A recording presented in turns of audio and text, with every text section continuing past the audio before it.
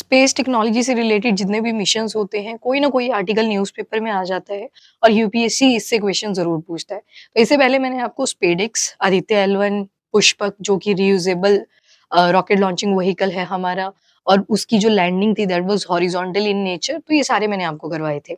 आज हम उसी को आगे प्रोसीड करेंगे और थोड़े और इम्पोर्टेंट आर्टिकल्स पे फोकस करेंगे। जैसे जो फर्स्ट आएगा which is about cryogenic engine. अब इंजन की ज़रूरत क्यों पड़ती है? कोई भी गाड़ी चलती है उसका प्रॉपर एक इंजन होता है। इंजन में एक्चुअल में होता क्या है? फ्यूल बर्न कर रहा होता है। तो उसी तरह से जो हमारी स्पेस टेक्नोलॉजी है उसके अंदर भी हम इंजन्स का यूज़ करते हैं। ये जो साइड में आपको पिक्चर दिख रही है ये लॉन्च व्हीकल है। अब इसकी स्ट्रैप्स पे फोकस करना। ये जो बाहर वाली स्ट्रैप है और ये वाली स्ट्रैप है, इनको आउटर स्ट्रैप्स बोलते हैं और ये कंसिस्ट करती हैं सॉलिड फ्यूल। तो इसके लिए आपको पता होनी चाहिए पहले फ्यूल कितने टाइप्स के यूज़ करे जाते हैं स्पेस टेक्नोलॉजी में। जैसे नॉर्मली जो एयरक्राफ्ट्स होते हैं, कमर्शियल एयरक्राफ्ट, उसमें यूज़ किया जाता है गैसोलीन, केरोसिन, तो उनसे जो बना होता है पूरा, उसे यूज़ करा जाता है एज़ अ फ्यूल। और बीच में अगर देखोगे तो एक और चैम्बर आएगा, ये कंसिस्ट करता है लिक्विड फ्यूल। और ये जो ऊपर वाली स्टेज होती है ना, इसमें होता है क्रायोजेनिक फ्यूल। तो जहाँ-जहाँ पे फ्यूल वर्ड लिखा है उसको प्रोसेस कौन करेगा, बर्न कौन करवाएगा? इंजन करवाएगा। तो खुद ही समझ लेना अब आप कि फ्यूल और इंजन इकट्ठे यूज़ होंगे। और जो ऊपर की टिप होती है इसके अंदर होता है हमारा जुड़ा हुआ स्पेसक्राफ्ट। स्पेसक्राफ्ट यहाँ पे या तो क्रू मेंबर जाएँगे या फिर सैटेलाइट हो सकती है, तो दोनों चीज़ें यहाँ पे आ जाएँगी। तो जब भी लॉन्च व्हीकल को लॉन्च किया जाता है, रॉकेट को लॉन्च किया जाता है, तो आपने देखा होगा नीचे की तरफ को बहुत ज़्यादा आग निकल के आती है और साइड में ऐसे धुआँ-धुआँ हो जाता है और जो रॉकेट है वो ऊपर की तरफ को चला जाता है। तो देखो, यहाँ पे लगा न्यूटन का थर्ड लॉ। कोई भी एक्शन जब लेते हैं तो उसका इक्वल और ऑपोजिट रिएक्शन होता है। सारी की सारी जो गैसेज़ थी वो नीचे को बर्न होंगी और जो रॉकेट होगा उसको धक्का लगेगा ऊपर की तरफ को, और इसे बोलते हैं कि बहुत ज़्यादा फ़ोर्स लगेगी और उसके लिए वर्ड यूज़ होता है थर्स्ट। तो अब आपको पहले तो फ़ोकस करना है कि कौन-कौन से फ्यूल्स आएँगे, उसके बाद देखते हैं ये सारी स्टोरी कि क्या क्रायोजेनिक इंजन की एडवांटेज है, क्या हमने इसकी टेस्टिंग कर ली है, इंडीड कर ली है और इसको यूज़ भी कर रहे हैं। क्या हमारे पास सेमी क्रायोजेनिक इंजन है या नहीं है, तो उसके बारे में भी हम स्टडी करेंगे। चलिए जी, सबसे पहले तो फ्यूल पे फ़ोकस करो। फ्यूल यानी कि ईंधन की बात हो रही है यहाँ पे, ठीक है? जिसकी वज़ह से कोई भी गाड़ी चलती है, वैसे ही रॉकेट्स चलेंगे। तो सबसे पहले तो आता है आपका सॉलिड फ्यूल। सॉलिड फ्यूल, और मैंने अभी आपको बताया कि स्ट्रैप्स लगी होती हैं लॉन्च व्हीकल्स में। जैसे अगर अपना जो बाहुबली है इसरो का, उसको अगर हम ड्रॉ कर लें, तो वो कुछ इस तरह से दिखेगा आपको। साइड में 2 स्ट्रैप्स और लगी होंगी और जब लॉन्चिंग होती है तो ये साइड की स्ट्रैप्स टूटती चलती हैं। तो जो सॉलिड फ्यूल है ये साइड वाली स्ट्रैप्स में होता है, सॉलिड फ्यूल, ठीक है? पर इसमें डला क्या-क्या होता है? सॉलिड फ्यूल के अंदर क्या कॉम्पोजिशन रहती है, उसके बारे में देखो सबसे पहले। तो यहाँ पे मिलेंगे आपको मेटल्स, मेटालिक पाउडर्स। सबसे जो कॉमनली यूज़ किया जाता है वो है एल्यूमीनियम का। उसके बाद सॉलिड फ्यूल के बाद आता है लिक्विड फ्यूल। अब जो ये आपने आगे वाली इमेज में अपना बाहुबली देखा, जीएसएलवी मार्क 3 या फिर जिसका नाम अब लॉन्च व्हीकल मार्क 3 कर दिया हुआ है, ये वाला जो चैम्बर होगा इसको कोर चैम्बर बोलते हैं, कोर। और इसके अंदर डला होता है लिक्विड फ्यूल, ठीक है? लिक्विड फ्यूल की एक खास बात होती है कि इसको आप कंट्रोल कर सकते हो। जब आप चाहें नॉब को ऑन कर सकते हो, जब चाहें तो नॉब को ऑफ कर सकते हो। फिर ऊपर ये जो टिप है इसको बोलेंगे कि ये क्रायोजेनिक चैम्बर है, सीयूएस, क्रायोजेनिक अपर स्टेज। तो क्या-क्या होते हैं ये फ्यूल्स, इनकी कॉम्पोजिशन भी देख लो। जैसे जो लिक्विड फ्यूल स्पेस टेक्नोलॉजी में हम यूज़ करते हैं, उसकी जो कॉम्पोजिशन रहती है वो हाइड्राज़ीन है। हाइड्राज़ीन की मिथाइल फॉर्म भी रहती है यहाँ पे और डाइमिथाइल फॉर्म भी रहती है। थर्ड जो स्टेज है फ्यूल की वो है आपका क्रायोजेनिक। क्रायोजेनिक के अंदर हम डाल देते हैं ऑक्सीजन प्लस डालते हैं हाइड्रोजन, ठीक है? और इनको सुपर लो टेम्परेचर के ऊपर हमने स्टोर करके रखा होता है इन द लिक्विड फॉर्म। अब देखो ये दोनों तो गैसेस हैं, तो इनको लिक्विड में क्यों रखा हमने एक चैम्बर के अंदर? अब गैसेस की एक प्रॉपर्टी होती है कि वो एक्सपांड कर जाती हैं। हर एक गैस का मॉलिक्यूल दूसरे से दूर होता है, तो उस केस में क्या होगा? आपको जो ऊपर छोटा-सा चैम्बर लगाना था फ्यूल डालने के लिए, उसका साइज़ बड़ा करना पड़ेगा। और कोई चीज़ आप अगेंस्ट ग्रेविटी जब भेज रहे हो तो उसमें और ज़्यादा फ्यूल यूज़ होगा, और ज़्यादा फ्यूल यूज़ होगा तो और ज़्यादा पैसा लगेगा, और ऊपर से हाइड्रोजन तो आती हुई महँगी है, ठीक है? तो सुपर लो टेम्परेचर के ऊपर भी ये लिक्विड फॉर्म में रह लेते हैं, इसी वजह से इसको बिल्कुल अपर स्टेज में ऐड करा गया था, जो क्रायोजेनिक इंजन के अंदर हाइड्रोजन और ऑक्सीजन है। और ऑक्सीजन क्यों डाली गई इसमें? बिकॉज़ ऑक्सीडाइज़र इज़ इम्पोर्टेंट, आग बिना ऑक्सीजन के लग ही नहीं सकती, तो ऑक्सीजन यहाँ पे ऐड कर दी गई। एक और टेक्नोलॉजी है which is semi cryogenic engine. जो सेमी क्रायोजेनिक इंजन है इसको भी 2024 में टेस्टिंग कर ली गई है और इसमें जो कॉम्पोजिशन आएगी वो ऑक्सीडाइज़र यानी कि ऑक्सीजन तो रहेगा पर साथ में मिलेगा आपको केरोसिन। और हम ट्राई करेंगे कि ये जो लिक्विड वाला चैम्बर है इसको रिप्लेस कर दें किसके साथ? सेमी क्रायोजेनिक इंजन के साथ, यानी कि वहाँ पे हम सेमी क्रायोजेनिक फ्यूल को ऐड करें। क्यों? क्योंकि एक तो ये महँगा पड़ता है, ये थोड़ा चीपर है कॉस्ट में, इससे पॉल्यूशन भी काफ़ी ज़्यादा होता है, इससे कंपैरेटिवली लेस होता है। ये वाला फ्यूल हैवी होता है पर इसको अगर देखोगे तो कंपैरेटिवली हल्का होता है if compare to the liquid fuel. अब चलते हैं दोबारा से वापस क्रायोजेनिक इंजन के ऊपर और इवन सीई-20 जो टेक्नोलॉजी है वो भी इसरो ने चेक कर ली हुई है। चलो तो वन बाय वन देखते हैं। सबसे पहले तो आ गया कि ये क्रायोजेनिक इंजन जो होता है इसमें होता क्या-क्या है? तो एक तो फ्यूल आएगा, फ्यूल यहाँ पे रहेगी हाइड्रोजन। हाइड्रोजन को आप -253 डिग्री सेल्सियस पे भी इतने लो टेम्परेचर पे भी लिक्विड फॉर्म में स्टोर करके रख सकते हो। इसकी एक ही दिक्कत आती है वो है कि ये काफ़ी महँगी पड़ती है हमें, ठीक है? जो हाइड्रोजन होती है काफ़ी महँगी पड़ जाती है। इसी रीज़न की वज़ह से हम ट्राई करते हैं कि इससे हम एफिशिएंसी आउटपुट ज़्यादा अटेन कर सकें और इसकी जो रिक्वायरमेंट है वो कम से कम हो। तो -253 डिग्री सेल्सियस तक रह लेता है और जो ऑक्सीजन है उसको लिक्विड रखा जा सकता है -183 डिग्री सेल्सियस। तो बहुत लो टेम्परेचर के ऊपर भी इनको लिक्विफाई किया जा सकता है। और लॉन्च व्हीकल के या रॉकेट के बिल्कुल टॉप वाले स्टेज में क्रायोजेनिक फ्यूल को ऐड करा जाता है और एक्सट्रीमली लो टेम्परेचर के ऊपर भी ये काम कर लेते हैं। इसी के साथ जो वर्किंग प्रिंसिपल है वो न्यूटन का थर्ड लॉ है, यानी कि कोई भी एक्शन होगा उसका बिल्कुल ऑपोजिट और इक्वल रिएक्शन देखने को मिलेगा। तो सारा का सारा गैसेस, सारा धुआँ, सारी आग नीचे की तरफ को और रॉकेट की जो डायरेक्शन रहेगी वो ऊपर की तरफ को रहेगी। तभी तो यहाँ पे बहुत ज़्यादा थर्स्ट चाहिए होती है और हमें ऐसा फ्यूल चाहिए होता है कि वो कंटिन्यूटी में जलता रहे, उसको बार-बार नॉब ऑन या ऑफ ना करनी पड़े, कंट्रोल ना करना पड़े। तो इसी केस में हम यूज़ करते हैं सॉलिड फ्यूल। एक बार ये जलना शुरू होगा, तो उसके बाद ये रुकेगा नहीं, मतलब पूरा जल के ही कंप्लीट होगा। तभी तो जब रॉकेट लॉन्च होता है, तो ऊपर की डायरेक्शन में आपने अगर नोटिस किया हो, तो इस तरह से अगर रॉकेट जा रहा था, तो ये जो साइड की स्ट्रैप्स होती हैं, इनको रिमूव कर दिया जाता है। जो फ्यूल था, वो तो यूज़ हो गया, तो अब इसको रॉकेट के साथ स्पेस के अंदर भेजने की कोई ज़रूरत नहीं रह जाती। इसी वजह से जो स्ट्रैप्स होती हैं, इनको बाहर निकाल दिया जाता है। नेक्स्ट ये सारे फ्यूल्स मैंने आपको बता दिए। यहाँ पे देख लेते हैं एक बार रिवाइज़ हो जाएँगे। जैसे सबसे पहले है क्रायोजेनिक इंजन, तो इसमें एयर आपको चाहिए होगी, आंसर इज़ नो, क्योंकि क्रायोजेनिक इंजन में हमने देखा हाइड्रोजन और ऑक्सीजन दोनों ही डले हुए हैं, तो ऑक्सीजन ऑलरेडी जब ऐड कर दी है तो इसमें एयर का इनटेक नहीं चाहिए होता।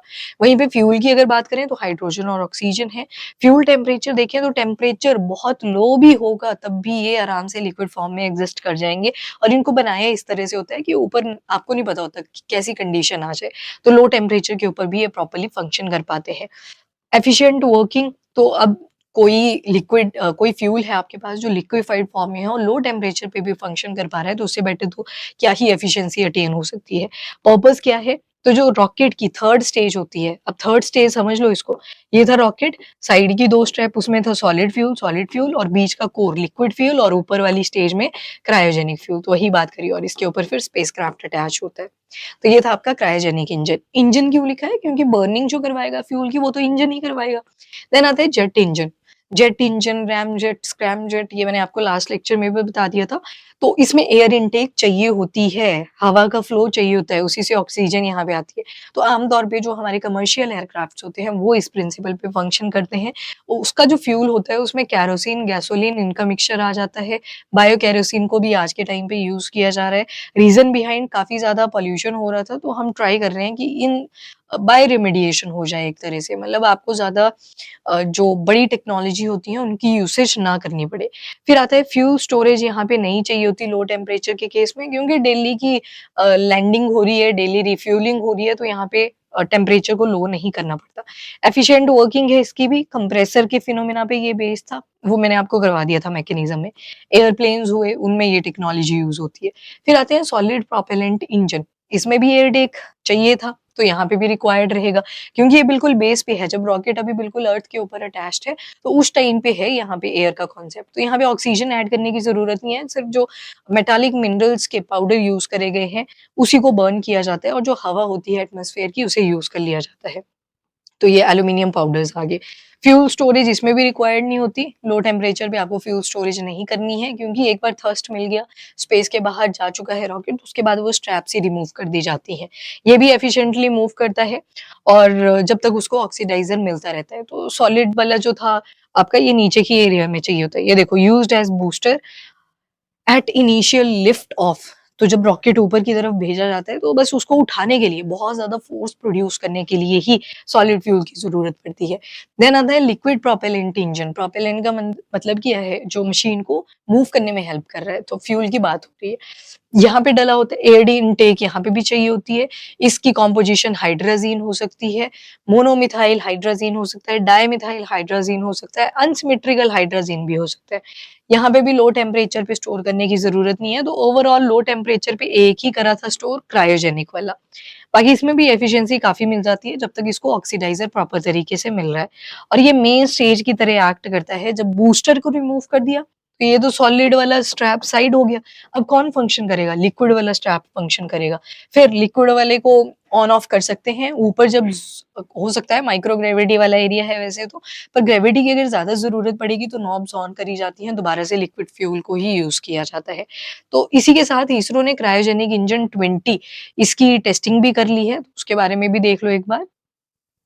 सी लेवल टेस्टिंग इसकी अब डन है। कहाँ पे करी? तो इसरो का जो प्रोपल्शन कॉम्प्लेक्स है महेंद्रगिरी, तमिलनाडु में। अब देखो, जब स्टार्टिंग ही हुई थी अभी स्पेस टेक्नोलॉजी की, इसरो भी तो एकदम से नहीं बना था। 1962 में तो इनकुस पर हुआ करता था, 1969 में जाके इसरो की फॉर्मेशन हुई थी और वो पहले डिपार्टमेंट ऑफ एटॉमिक एनर्जी में था, 1975 में जाके आपका ये डिपार्टमेंट ऑफ स्पेस में आया था। तो पहले जो लोकेशंस थी वो काफ़ी डिफरेंट थी। जैसे मास्टर कंट्रोल फैसिलिटी आपको भोपाल में मिलती थी, कर्नाटका के हासन वाले एरिया में मिलती थी। ये कोऑर्डिनेशन बनाया करते थे कि जाओ पता करो लॉन्च व्हीकल रेडी है, फ्यूल रेडी है, तो उसके ऊपर फोकस करते थे। तो तमिलनाडु का जो ये महेंद्रगिरी हिल्स नहीं बोली हैं, ये रीजन की बात हुई है, हिल्स आपको ओडिशा में भी मिलती हैं। तो इस लोकेशन पे ऊपर जो इसरो का लिक्विड प्रोपल्शन सेंटर भी है, जहाँ पे फ्यूल वगैरह बनता है, जितना भी स्पेस टेक्नोलॉजी में हम यूज़ करते हैं। तो वहीं पे इसरो का CE-20 क्रायोजेनिक इंजन, इसको भी टेस्ट करा गया। सी लेवल टेस्टिंग में एक खास चीज़ इनोवेट करी है, वो है नोज़ल प्रोटेक्शन सिस्टम। अब ये नोज़ल प्रोटेक्शन सिस्टम क्या होता है? जैसे कुकर आपने देखा होगा, तो कुकर की जो ऊपर व्हिसल लगी होती है, उससे साइड से 2 छोटे-छोटे होल्स होते हैं, जिससे गैसेज़ बाहर निकल के आती हैं। तो उसी मैकेनिज़्म को यहाँ पे भी ऐड करा गया है। जब ये फ्यूल बर्न करेगा, तो गैसेज़ अंदर स्टोर ना हो और इन नोज़ल के ज़रिए बाहर निकल जाए, तो इस टेस्टिंग को अभी सक्सेसफुल करा है, CE-20 इंजन के अंदर।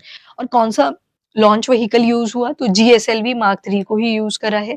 और जो हमारा बाहुबली है, उसके अंदर टेंडेंसी है कि जियो stationery earth orbit which is around 35,786 kilometre distance पर, तो वहाँ तक 4 टन ही कैरी कर सकती है। पर अगर लो अर्थ ऑर्बिट होगी, तो वहाँ पे 10 टन सामान भी कैरी कर सकती है। तो यहाँ पे ध्यान रखना, 4000 किलोग्राम की इसकी पेलोड कैपेसिटी रहती है। इसके अलावा LVM-3 के साथ ही देखोगे तो चंद्रयान 2 काफ़ी हद तक सक्सेसफुल था, पर हम सॉफ्ट लैंडिंग नहीं कर पाए थे। पर चंद्रयान 3 में वो चीज़ हमने कंपनसेट कर ली थी, तो इसमें भी LVM-3 का ही यूज़ करा गया था। बाकी जो लिक्विड प्रो बनाया किसने था ये, जो नोज़ल सिस्टम आपने देखा पीछे CE-20 इंजन में जो यूज़ हुआ, तो टेस्टिंग तो हुई तमिलनाडु के महेंद्रगिरी वाले एरिया में। पर जो propulsion centre, liquid propulsion centre दूसरा केरला में है। कौन-सी लोकेशन है? तो वलियामाला, वहाँ पे इसको डेवलप किया गया था। तो डेवलपिंग और कहाँ पे टेस्ट को सक्सेसफुली चेक करा गया, तो उन दोनों की लोकेशन डिफरेंट थी। इसके बाद आते हैं सेमी क्रायोजेनिक इंजन 200 के ऊपर। मैंने इसकी कॉम्पोजिशन आपको बता दी। अब इसमें भी 2 चैम्बर्स आएँगे जब इस फ्यूल को यूज़ करा जाता है। तो जो नीचे वाला एम्प्यूल लगा होता है, इसमें triethyl aluminide triethyl boron, इन 2 चीज़ों को यूज़ करा जाता है। और इसे किसने डेवलप किया है? तो जो विक्रम साराभाई स्पेस सेंटर है, उन्होंने डेवलप किया है।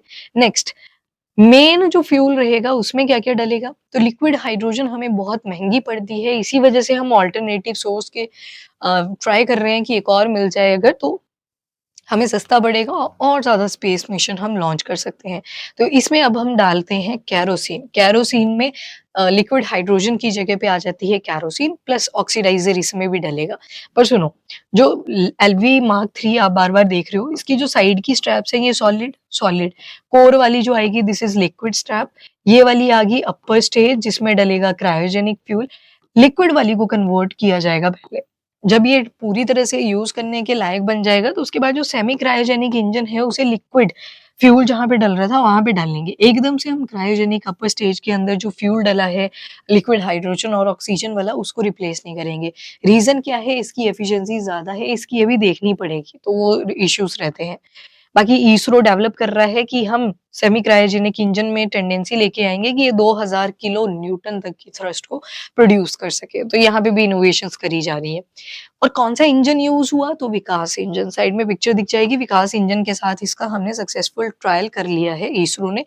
और विकास नाम यहाँ से याद रखना है आपने, ताकि जितने भी फ्यूचर मिशंस हों, उसमें लिक्विड की फ्यूल की जो कॉस्टिंग है, वो और कम हो सके और हम बेटर फ्यूल यूज़ कर सकें।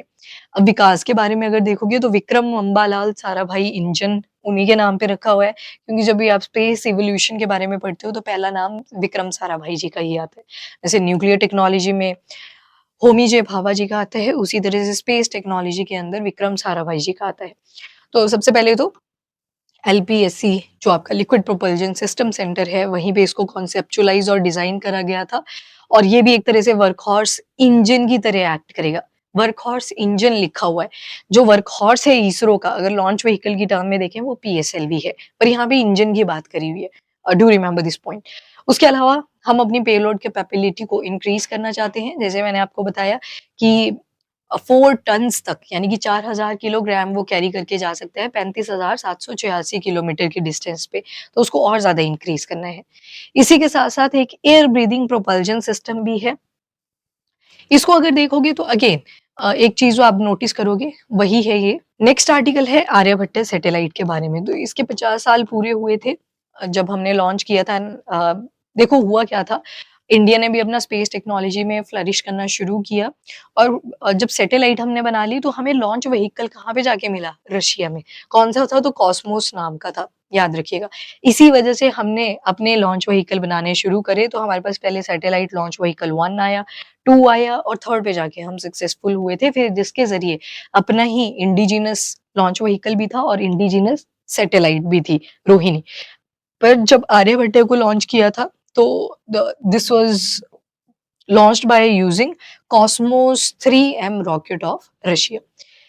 इससे पहले भी कर चुके थे हम एक साउंडिंग रॉकेट था, पर वो किसी और की हेल्प के साथ हम बना रहे थे। उसमें अपाचे रॉकेट का हमने यूज़ किया था। नेक्स्ट इसमें एक और चीज़ याद रखनी है कि ISRO satellite technology day commemorate कर रहा था जब, तो आर्यभट्ट का मेंशन भी किया 19th ऑफ अप्रैल। नेक्स्ट आता है अबाउट एस्ट्रोसेट। एस्ट्रोसेट स्टडी करेगा ब्लैक होल के बारे में। तो इसने क्या ऑब्जर्वेशन करी है, ब्लैक होल का जो एक्स-रे बाइनरी सिस्टम होता है, बाइनरी रिप्रेजेंटिंग 2 चीज़ें। देखो अब ये वाला ब्लैक होल का लोकेशन दिखाया हुआ है, यहाँ पे जो भी गैसेज़ का एक्सपल्शन हो रहा है वो दिखाया है, ये वाला भी कोरोना है, ये वाला भी कोरोना का एरिया है। यहाँ पे सब कैपिलरियन फ्लो आ जाएगा, यहाँ पे जितनी भी सॉफ्टवेयर एक्स-रेज़ होंगी, हार्ड एक्स-रेज़ होंगी, वो सब आ जाएँगी। तो इसको स्टडी करने के लिए कौन-सी सैटेलाइट भेजी हुई थी, उसका नाम है एस्ट्रोसेट। तो किस ईयर में भेजा था? 2015 में। कौन-सा रॉकेट यूज़ किया था, लॉन्च व्हीकल यूज़ किया था? Answer is PSLV C-30। तो लो अर्थ ऑर्बिट में इसे हमने भेजा था, और लो अर्थ ऑर्बिट अब आपको पता है कि कौन से डिस्टेंस रेंज में आएगी। क्या स्टडी करना है? तो बाइनरी स्टार सिस्टम को स्टडी करना है। अब आपको पता है कि ब्लैक होल के अंदर एक बार कोई चीज़ चली जाती है, तो उसका एस्केप पॉसिबल नहीं है। तो मतलब एक तो हो गया आपका कि जो बाइनरी स्ट्रक्चर है इसका, इस तरफ भी कोरोना है, इस तरफ भी कोरोना है, इसको स्टडी करना। और दूसरा एक्स-रे सोर्सेज़ को और ज़्यादा स्टडी करना। ये यहाँ पे देखो हार्ड एक्स-रे भी है, सॉफ्ट एक्स-रे भी है, तो इनको स्टडी करना। और इसी के साथ-साथ स्टार बर्थ रीजन के बारे में जानना। अब अगर स्टार का यहाँ पे बर्थ हुआ होगा तो एक चीज़ तो क्लियर है, बिल्कुल इनर स्टेज पे जाके तो नहीं हुआ होगा, बिल्कुल अंदर जाके तो नहीं हुआ होगा। बाहर का जो डेंस क्लाउड होता है वहीं पे कहीं मिल सकते हैं एविडेंसेस। तो एस्ट्रोसैट के ये कुछ पर्पस थे जो ब्लैक होल से रिलेटेड थे। इसी के साथ इंडिया का ये पहला dedicated multi wavelength space observatory. इसके बाद सेलेस्टियल सोर्सेज जो होते हैं, एक्स-रे, ऑप्टिकल और यूवी स्पेक्ट्रल बैंड्स, इन सेलेस्टियल बॉडीज़ जितनी भी होती हैं उनकी ये सारी चीज़ों को स्टडी करना। 5 पेलोड इसमें लग रखे थे जो एस्ट्रोसैट था। कौन-कौन से थे? Number 1 large area X ray proportional counter, लेक्स पीसीबी जिसे बोलते हैं, soft X ray telescope, cadmium zinc telluride imager, scanning sky monitor, ultraviolet imaging telescope. अब देखो इनके नाम से ही इनके फंक्शन भी पता लग रहे हैं। पहले में बोला है लार्ज एक्स-रे प्रोपोर्शनल काउंटर। अब एक्स-रे के ऊपर फोकस किया है और अभी देखा आपने एक साइड हार्ड एक्स-रे भी थी, सॉफ्ट एक्स-रे भी थी। देन आया सॉफ्ट एक्स-रे टेलीस्कोप, ये कैप्चरिंग करेगा। Cadmium zinc telluride imager capturing करेगा। स्कैनिंग स्काई मॉनिटर मॉनिटरिंग करेगा साइड की, सीसीटीवी कैमरा की तरह एक्ट करेगा। और अल्ट्रावायलेट इमेजिंग टेलीस्कोप ये भी इमेजेस को कैप्चर करेगा, स्पेशली रिलेटेड टू यूवी। उसके बाद इंडिया का एक स्पेस टेलीस्कोप है एस्ट्रोसैट, ये जो अभी सैटेलाइट बोला क्योंकि इसको ऊपर हमने डिप्लॉय करवा दिया है। फॉर द फर्स्ट टाइम इसने एक्स-रे पोलराइजेशन को स्टडी किया था। कौन से ब्लैक होल की? तो सिग्नस X1, जो कि एक कंफर्म है कि ब्लैक होल एग्जिस्ट करता है हमारी गैलेक्सी के अंदर, which is milky way Galaxy.